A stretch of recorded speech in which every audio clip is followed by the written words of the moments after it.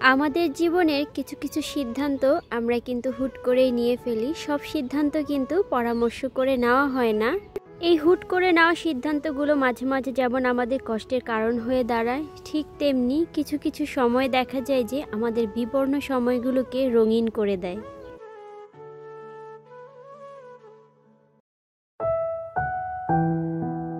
আসসালামু আলাইকুম, রেহানাস ফ্যামিলি চ্যানেলে আপনাদের সবাইকে আরও একবার স্বাগত জানাচ্ছি। কাছে এবং দূরে, দেশ ও দেশের বাইরে থেকে আমার আজকের ভিডিওটি আপনারা যারা যারা দেখছেন, আশা করি আল্লাহর রহমতে আপনারা সবাই অনেক ভালো আছেন। আমরা আলহামদুলিল্লাহ অনেক ভালো আছি।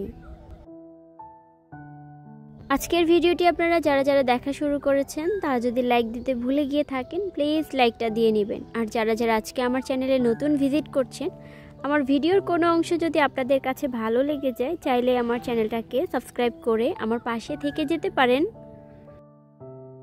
প্রতিদিন কিন্তু অনেক সাবস্ক্রাইব আসে, কিন্তু কারা আসে আসলে সেভাবে তো জানি না। তবে যারা যারা ভিডিও দেখেন তারা যদি আপনাদের যে চ্যানেল থেকে ভিডিওটা দেখছেন, যদি চ্যানেলটা ক্রিয়েট করা থাকে, ছোট্ট করে একটা কমেন্ট লিখতে পারেন যে আপু আমরা আপনার ভিডিওটা দেখি। আসলে অনেকেই ভিডিও দেখে কিন্তু সবাই তো আর কমেন্ট করে না।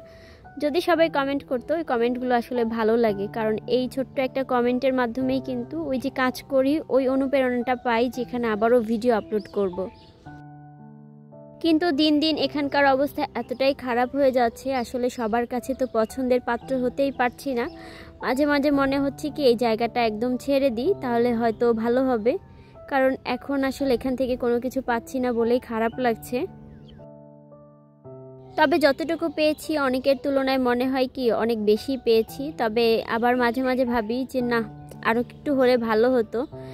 ধৈর্য ধরে কতদিন এখানে থাকতে পারবো জানি না, তবে চেষ্টা করছি এখান থেকে যাতে খুব ভালো কিছু একটা করতে পারি, কারণ বিনিময়টাই হচ্ছে সবচেয়ে বড় কথা। আমি যদি এখান থেকে কিছু পাই তাহলে হয়তো আমার এখানে কাজ করতে অনেক ভালো লাগবে।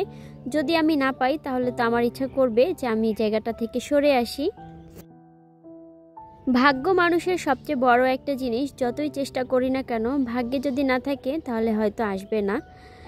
একটা ছেড়ে আরেকটা, আরেকটা ছেড়ে আরেকটা, আসলে ভাগ্যে যদি না থাকে তাহলে কোনোটাই কিন্তু মানুষ সফল হতে পারে না।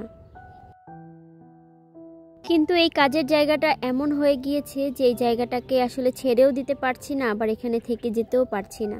থেকে যেতে গেলে হয়তো সবার ভিডিও দেখতে হচ্ছেন, প্রতিদিন নিজের ভিডিও আপলোড করতে হচ্ছে। কিন্তু ব্যাপারটা যদি এমন হতো যে শুধুমাত্র আমি ভিডিও আপলোড করব, এ পর্যন্তই শেষ, তাহলে হয়তো ভালো লাগতো। কিন্তু এই যে প্রতিদিন নিয়ম করে যে সবার ভিডিও দেখতে হয়, আবার দেখা যায় যে অনেক সময় অনেকের ভিডিও দেখি তারা আসছে না, তখন কিন্তু আরও বেশি খারাপ লাগে। সব সময় তো আপনাদের সাথে সব খারাপ লাগার কথা বলি, আজকেও বললাম। আসলে এখানে আসলে কাজ করার ধৈর্য আর থাকছে না, মানে ধৈর্য দিন দিন দেখা যাচ্ছে যে হারিয়েই ফেলছি। জানি না কতদিন থাকতে পারবো এখানে।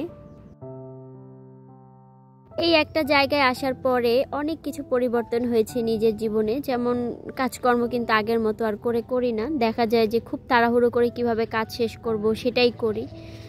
আগে প্রচুর বই পড়তাম, সেগুলো এখন পড়া বন্ধ করে দিয়েছি। তারপরে ধরেন অনেক আমল করতাম, এখন সেগুলোও সব বন্ধ হয়ে গিয়েছে শুধুমাত্র এই জায়গাটার জন্য। কিন্তু এই জায়গাটা থেকে যে এখন আমি কিছু পাচ্ছি না, এজন্যই খুব খারাপ লাগছে যে আমি এত কিছু ত্যাগ করে এখানে এসেছি, কিন্তু আমি এখান থেকে তো কিছুই পাচ্ছি না।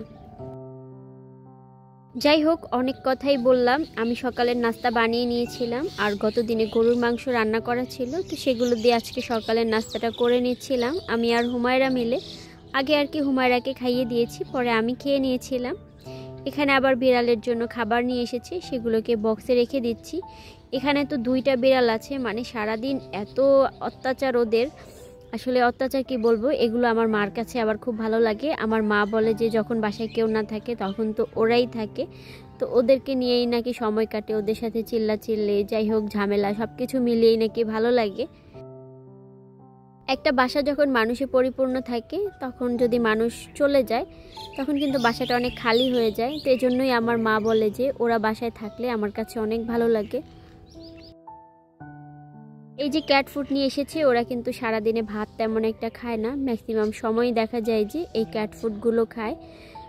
মানে এত খায় কি বলবো, ভাতই খায় না, সারাদিন এগুলো খায় আর পানি খায়, এ পর্যন্তই ওদের দিন যায়। এখানে তো আগে একটা বিড়াল ছিল, পরে আবার আমার চাচার বাসা থেকে আরও একটা নিয়ে এসেছে, মানে এখন দুইটা হয়েছে। ওদের মাঝে খুব ভালো বন্ধুত্ব হয় এক এক সময়, আবার এক এক সময় ওরা যে কী পরিমাণে মারামারি করে কি বলবো। ওরা তো মেয়ে বিড়াল, তো ওদের জন্য দেখা যায় কি আমাদের বাসায় আরও অনেক বিড়াল থাকে। দেখা যায় যে যখনই ছাদে যাই তখনই গিয়ে দেখি যে মানে বিড়ালের অভাব নেই, মানে পুরো বাসায় এখন একদম বিড়াল হয়ে গিয়েছে। মনে হয় যেন কি বলবো, বাইরে থেকেও 3-4টা বিড়াল আসে, মানে এত বিড়াল, 5-6টা বিড়াল থাকে আর কি বাসায়। এই বিড়ালগুলোকে নিয়ে কিন্তু আমার আম্মা অনেক চিল্লাচিল্লিও করে যে এগুলো বাসায় এত ঝামেলা, আবার ওনার কাছে নাকি ভালো লাগে। যখন উনি চিল্লাচিল্লি করে তখন মানে ওইটা ভালো লাগে, কিন্তু আমরা যদি একটু কিছু বলি যে বিড়ালগুলোকে নিয়ে, তখনই বলে কি থাক, ওরা ওরা আছে দেখি তো ভালো লাগে বাসায়, না হলে তো ভালো লাগতো না। এই যে সাদা বিড়ালটা আছে, এই বিড়ালটা তো হচ্ছে মনে হয় কি একটা বলদ বিড়াল, কিছুই বলে না। হুমায়রা ওকে নিয়ে যা অবস্থা করে, অন্যান্য বিড়াল হলে তো ওকে কামড়ে দিত, যেমন ওই যে আরও একটা বিড়াল আছে ওটার সাথে তো কিছু করতেই পারে না, ধরলেই দেখা যায় যে খামচি দেয়, না হলে কামড় দেয়। আপনাদের সাথে তো প্রতিদিনই রান্না বান্নার ভিডিও শেয়ার করি, আজকে আসলে আমার ওইরকম রান্না করা হয়নি, সেজন্য ভিডিও করা হয়নি। তো এর আগের দিন হচ্ছে আমি ওই যে আমাদের একটা আন্টি আছে ওনাকে নিয়ে বাইরে একটু হাঁটতে গিয়েছিলাম, তো সেটাই আর কি একটু ভিডিও করে নিয়েছিলাম। এখানে হচ্ছে এই যে ঝুড়িগুলো বানায়, এটার একটা কারখানা আছে, মানে এত সুন্দর সুন্দর ঝুড়ি, তবে ওরা নাকি একটাও এখন বিক্রি করবে না, এগুলো হচ্ছে ওদের স্যাম্পল, এগুলো দেখে দেখে ওরা আর কি বানায়, আর এখান থেকে বানিয়ে নিয়ে ওরা পরে সেল করে। আন্টি বলছিল যে আন্টিকে এখান থেকে একটা বিক্রি করার জন্য, ওরা বলছিল যেগুলো নাকি ওরা বিক্রি করবে না, কিন্তু ওরা হচ্ছে বানিয়ে দিবে। প্রত্যেকটা ঝুড়ি এত সুন্দর, যখন ওই যে দাঁড়িয়ে দাঁড়িয়ে বানানোটা দেখছিলাম তখন মনে হচ্ছিল কি এগুলো তো অনেক সহজেই বানানো যায়। আসলে যখন নিজে একটা কিছু বানাতে যাব তখন না বুঝবো যে এটা বানাতে আসলে কতটা কষ্ট।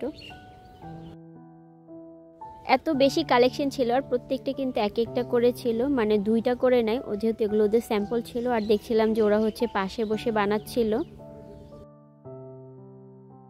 একটা সময় ছিল এগুলো কিন্তু সবগুলোই পাটের, মানে পাটের জিনিসগুলো কিন্তু হারিয়ে যাচ্ছিল।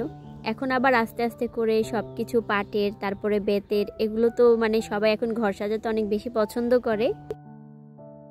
এখানে কিন্তু ভিডিও করা একদমই নিষেধ ছিল, আসলে যখন বের হব তখন জেনেছিলাম যে এখানে নাকি ভিডিও করা নিষেধ। পরে আমি বলছিলাম আল্লাহ বাঁচাইছে যে আমি ভিডিও করছি, এটা ওরা বুঝতে পারে নাই, না হলে দেখা যেত কিছু না কিছু বলতো, যেহেতু আমরা ভিতরে ঢুকেছিলাম মাত্র দেখার জন্য। তো এই যে এখানে কিন্তু উনি বানিয়ে নিচ্ছিল, এগুলো হচ্ছে প্রথমে একভাবে বানায়, তারপরে এর মধ্যে হচ্ছে নানান ধরনের সুতা দিয়ে আবার অন্যরকম করে বানায়।